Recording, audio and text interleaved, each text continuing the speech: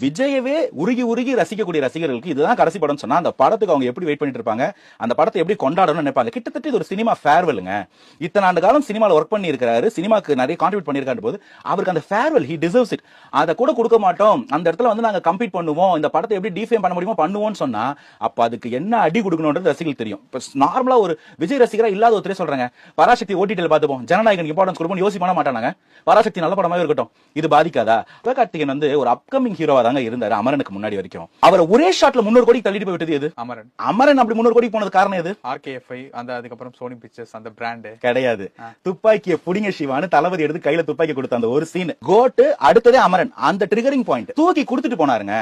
இந்த பெருமான்மை, இந்த பெரிய மனசு யாருக்குங்க வரும்? ஆனா தன்னோட பீக் ஆஃப் மை கரியர்ல அந்த கரியரை தூக்கி போட்டு நான் அரசியல் போறேன், என்ன நடக்கும்னு எனக்கும் தெரியாது. இங்க இருக்கிறான், அடுத்த லெவல்ல இருக்கிறான் ஒரு பையன், எந்த ஒரு பேக்ரவுண்டும் இல்லாம தானா முன்னேறி வரான். அவனை கூப்பிட்டு புடிங்க சிவா துப்பாக்கின்றது விஜயோட பிக்கஸ்ட் ஹிட். இன்னைக்கு படம் உட்காந்து பாக்குற படம். அந்த பேரை சொல்லி கையில கொடுத்துட்டு போறாரு. அடுத்த படத்துல துப்பாக்கி தூக்கிட்டு வந்தா அமரன் நிக்கிறாரு சிவகார்த்திகேயன். இந்த அளவுக்கு பெரிய மனசு இருக்கிற ஒரு ஹீரோ, தனிப்பட்ட முறையில் ரசிக்கப்பட வேண்டிய ஒரு குவாலிட்டிங்க இது. அவருக்கு எதிராக சிவகார்த்திகேயன் வந்து நிப்பாருன்னு சொன்னாலே அது பைத்தியக்காரத்தனம். ஏன்னா சிவகார்த்திகேயனுக்கு அப்புறம் கரியர் இருக்கு.